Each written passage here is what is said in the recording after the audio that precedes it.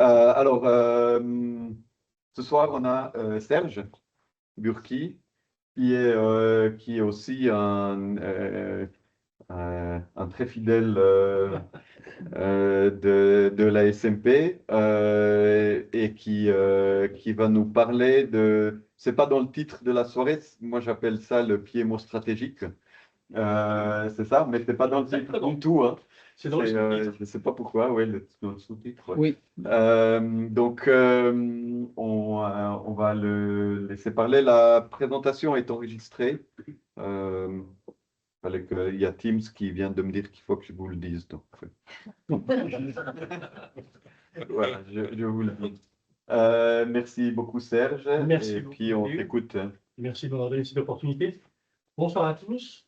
C'est un grand plaisir, effectivement, de faire la première conférence de l'année 2026 et puis de la faire sur un sujet qui me tient particulièrement à cœur, qui est le PMO, qui est un outil, en fait, magique si on veut transformer les entreprises et qui n'est pas si souvent bien utilisé. On a plutôt tendance à le sous-évaluer, à le sous-employer. Je vais essayer ce soir de vous montrer comment on peut partir d'un PMO, j'allais dire, qui serait plutôt vu comme un centre de coût pour arriver à un PMO stratégique. PMO stratégique, c'est un sujet qui est clivant mais qui motive. Depuis un certain temps, je fais des posts sur LinkedIn pour parler un peu de toute cette démarche de PMO. Et chaque fois que je parle de PMO stratégique, j'ai beaucoup de retours, soit en termes de hits, soit en termes de feedback et de commentaires. Et tous vont dans la direction, oui, un PMO qui n'est pas stratégique, entre guillemets, n'a pas d'avenir. Un PMO stratégique a un avenir. Et je crois que cette prise de conscience, elle est peut-être un peu formulée brutalement, mais il y a le fait qu'on considère qu'un PMO qui ne serait pas à un niveau suffisamment élevé, n'égagerait pas suffisamment de valeur, il va être concurrencé par toutes sortes de tendances qui vont arriver, des outils de gestion, les managers qui vont penser qu'avec l'IA, on fait la même chose qu'un PMO, évidemment, hein, c'est tellement facile. Et que donc, il y a une solution, c'est d'essayer de monter en compétences, monter en valeur, et je vais vous expliquer comment on le fait, soit en partant de zéro, que je vais vous proposer de suivre comme cheminement, soit en allant pas à pas. Pour l'anecdote et la petite histoire, j'avais il y a déjà un certain temps un directeur d'une grande entreprise du canton de Vaud qui m'avait dit que la coordination de projet, c'est pour ça qu'il n'utilise pas toujours le mot de PMO, la coordination de projet qu'il avait mise en place, c'était la façon qu'ils avaient permis de faire la transformation de son entreprise, qu'il avait considéré et qu'il avait vu comme un espèce de tanker, 300 mètres de long, 2 petits moteurs à l'arrière et à l'avant. Et puis il disait que grâce à son PMO qu'il avait monté, il avait pu voir quand le tanker commençait enfin à tourner. Voilà. Donc il n'avait pas regardé le rétroviseur, il avait pu voir effectivement à quel moment il avait gagné la partie. Voilà. Donc l'idée, c'est toujours de garder en tête, on passe de centre de coût à centre de valeur. Si vous gardez en tête l'histoire, un PMO doit avoir une valeur et doit pouvoir le montrer, on est déjà sur le bon chemin. Vous avez 3 situations. Si j'imagine ici mes 5 niveaux de PMO, hein, je dis émergent, structuré, consolidé, stratégique, innovant.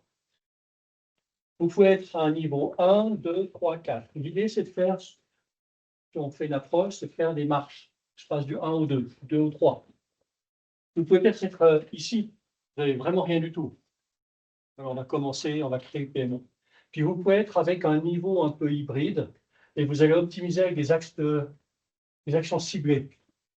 Les actions ciblées, c'est à la fois ce qu'on a mis en place avant, mais c'est les actions qu'il faut voir de nouveau en termes de valeur du PMO. Donc, il faut que vos actions visent à améliorer des KPI comme la croissance, l'efficacité financière, le contrôle, la maîtrise des risques, la résilience, la prévision,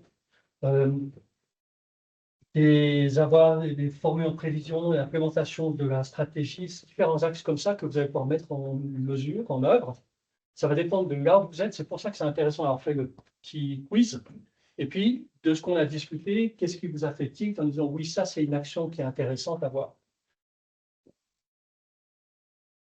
Juste un rappel, le PMO, c'est un excellent moteur de transformation d'entreprise quand il est mené de cette façon-là, que l'on gère vraiment, que l'on pilote des objets de gestion de projet.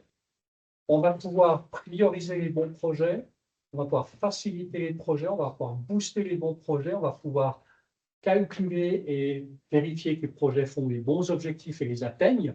Dans certains cas, le PMO est aussi garant que le projet aboutit bien à un résultat business mesurable, ce qui n'est pas toujours le cas, hein, on le sait. Il va peut-être aussi éviter quelquefois des projets qui sont des spirales en avant technologiques, mais sans réelle valeur ajoutée. Il va mettre un peu de pragmatisme dans le doute. Donc, c'est un objet, c'est un concept, le PMO, qui est extrêmement puissant. Je conseille vraiment de l'utiliser, de le mettre en œuvre dans ce cadre-là, avec une optique de valeur et non pas une optique de reporting, de façon à vraiment pouvoir transformer l'entreprise et nous faire gagner beaucoup de bénéfices, à tous les sens du terme. La prochaine soirée, c'est le 13 février et ça sera, alors c'est un mélange de langage, c'est ça, Lemon Hope, c'est ça. Jérémy Defresne, le 10 février. 10 février. 10 février. Ah oui, c'est le 13 janvier, le 10 février, pardon. Exactement. Donc, on aura l'exemple, un retour d'expérience sur un projet comment caritatif ou Oui, bah, alors, regarde, dans le social et la santé qui consiste à faire voyager des enfants malades sur le Léman, sur des voiliers, hein, c'est ça? Donc un joli projet qui va nous être présenté. On a deux choses qui viennent un petit peu plus loin que la soirée du 10 février. Début mars, bien, on aura une soirée un petit peu particulière puisque c'est notre assemblée générale en amont de la soirée, je dirais, traditionnelle, habituelle. Et puis le 9 avril, eh bien, c'est notre congrès, le jeudi 9 avril, avec pour thème l'intelligence humaine. Cette problématique, un peu à contre-pied. Voilà. Absolument complémentaire.